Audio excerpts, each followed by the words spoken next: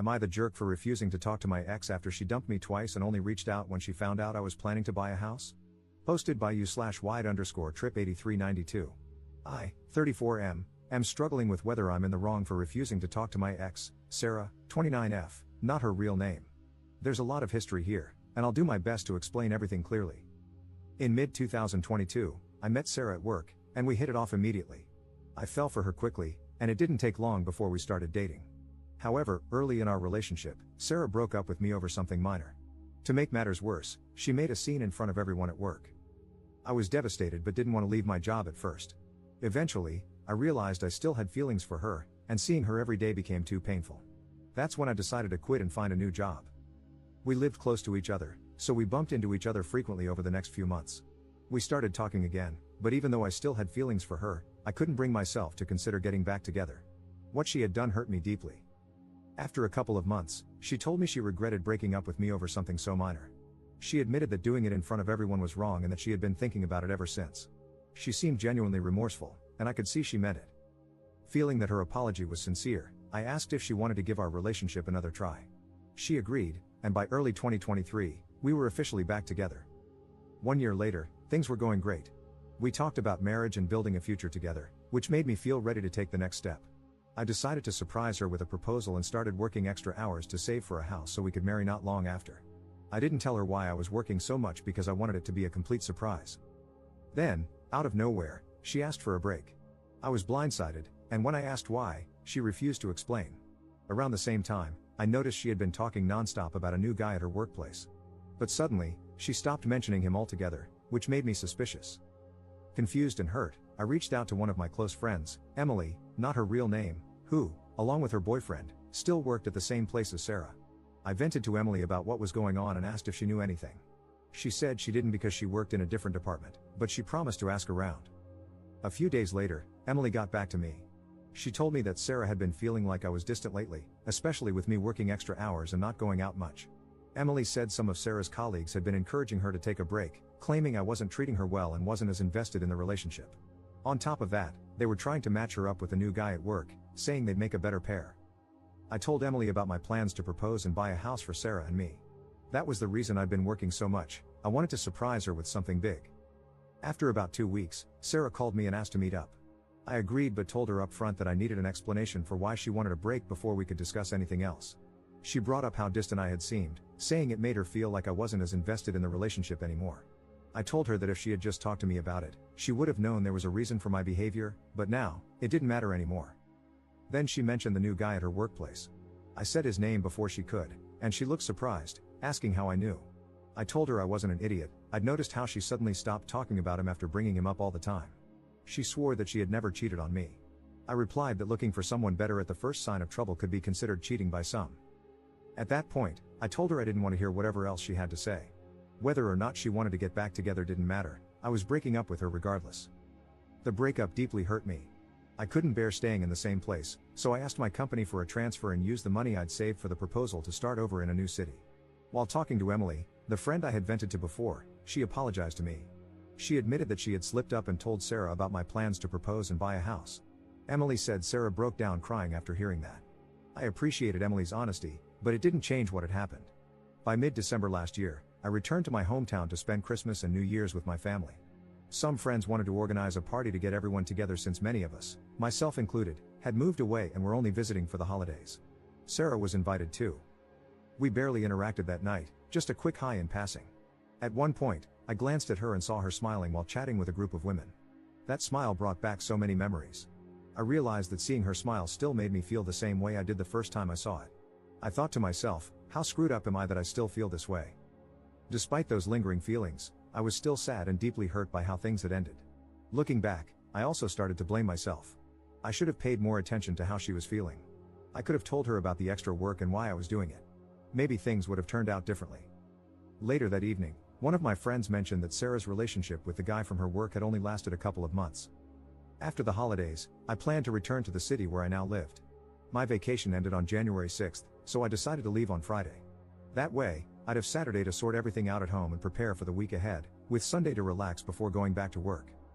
Before I left, one of my friends from back home called me. He said he had a favor to ask on behalf of someone else and warned me that I wouldn't like it. I could already feel my stomach sinking. Then he told me it was Sarah. She was moving to the same city where I live to work at her relative's company, and she needed a ride. He asked if I could take her. I didn't even think about it before I said no. The idea of being stuck in a car with her for hours was too much to bear. It would have been painfully awkward, just like the party, and I wasn't ready to put myself through that. He told me that Sarah and I needed to talk, but I wasn't having any of it. I went back home, and last week, I went for a run and stopped to rest a little in a park when I heard a familiar voice say, "Hi." It was Sarah. She tried to start a conversation by asking how I was and mentioning that we didn't get a chance to talk at the party, but I cut her off, saying I didn't want to talk to her. She told me not to be like that we needed to have a conversation, but I said no. She asked how I could still resent her after almost a year and after everything we'd been through, but I told her it wasn't resentment. I was very honest. I told her that thinking about her, talking about her, or even seeing her still hurts a lot, and that's why I couldn't talk to her. She said that was exactly why we needed to talk. I didn't see the point. I just walked away. Since then, Sarah has tried to approach me twice more, and I've shut her down both times. Some of my friends think I'm being too harsh and that I should talk to her for closure. Others say it's not okay to torture her over what happened forever. But that's not what this is about. I don't have any resentment or negative feelings toward her anymore. I even recognize now that I share some of the blame. But it still hurts. I can't talk to her because it's like reopening an old wound that never fully healed. So, am I the jerk for refusing to talk to her? Relevant comments. Commenter. Some people might say you need closure, but it seems like you've already processed much of the situation, and talking to her could just bring up more pain. You don't owe her anything, especially when it's affecting your well-being. You've already made it clear how you feel, and you're setting boundaries, which is important for healing. Ops response. That's what I think, but I don't know, sometimes I'm not sure. Commenter 2. Moving to your city, wanting a ride there where you're trapped in the car with her for hours, ignoring your rejections, and being persistent? Those are not the actions of someone who wants closure to move on. That is someone trying to wiggle their way back into your good graces. Ops response. Good point. Commenter 3. Once was a mistake, twice was a lesson, and a third time is just being stupid. That's like watching the same movie but expecting a different ending. Don't do it to yourself. Ops response. There won't be a third time. I was already sure about not going back to her, and your comments are helping me make up my mind about not talking to her. Additional information from Op after reading comments. Thank you all for your advice. I just want to clarify one thing. My friends are not calling or messaging me to say that I should talk to her, that's just the opinion of some of them when the subject was brought up. Update 6 days later. Hey everyone, I wanted to give an update and thank you all for your input. I took the time to read through every comment, and while I didn't respond to all of them, it was only because I didn't have anything to add. I'm truly grateful to everyone who shared their thoughts. It has been incredibly helpful. After reading everything and thinking it through, I've decided to stick to my decision not to talk to Sarah. Something I forgot to mention in my original post, though I did tell a few commenters, is that I blocked her everywhere after we broke up the second time. Over the last few days, it seems like her persistence has started to backfire.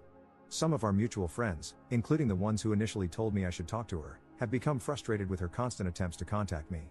Apparently, they've started turning on her because of it.